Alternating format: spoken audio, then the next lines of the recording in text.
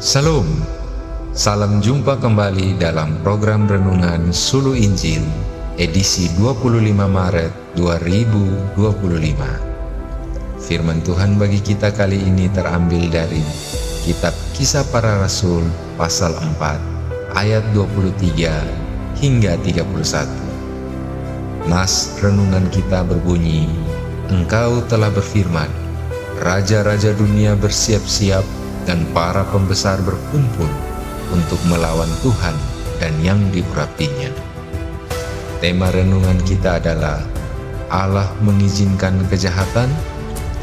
Saudara kekasih Kristus, kita sudah mendengarkan firman yang mengatakan Allah turut bekerja di dalam segala sesuatu untuk mendatangkan kebaikan bagi orang-orang yang mengasihinya. Apakah ini berarti Allah turut bekerja di dalam dan melalui hal jahat dengan tujuan mendatangkan kebaikan? Dalam konteks ini, kita harus mengatakan bahwa di dalam Yesus Kristus, Allah bekerja melalui penderitaan dan kejahatan dan mengubahnya menjadi kebaikan. Poin pertama renungan kita, sesuatu yang jahat dapat dipakai oleh Allah untuk membalikannya menjadi kebaikan. Bukan berarti Allah menjadi sebab adanya kejahatan. Ada kisah dalam Alkitab tentang kejahatan yang dialami oleh Yusuf.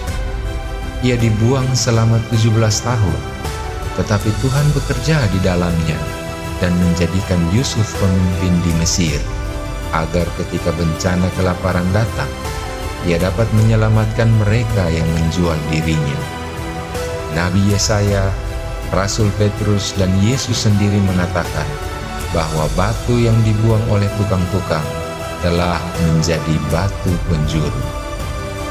Dalam sejarah Israel, mereka pernah melakukan hal yang jahat di mata Tuhan dengan meminta raja. Tetapi dari garis keturunan raja dan leluhur yang jahat inilah Kristus datang sebagai raja. Dalam 1 Samuel 12 ayat 19. Poin kedua, kejahatan dan penderitaan merupakan cara yang Yesus pakai untuk menyatakan perang melawan iblis dan mendapatkan kemenangan.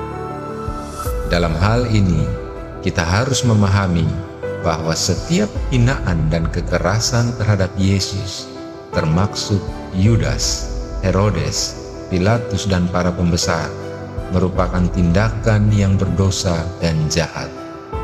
Itu bukan jasa kepada Allah, tetapi Allah bekerja di dalamnya untuk menghancurkan dosa dan kejahatan itu sendiri.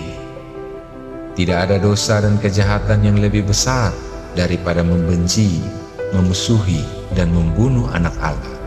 Dan tidak ada penderitaan dan kebenaran yang lebih besar dari penderitaan dan kebenaran Kristus. Allah berkenan bekerja di dalamnya.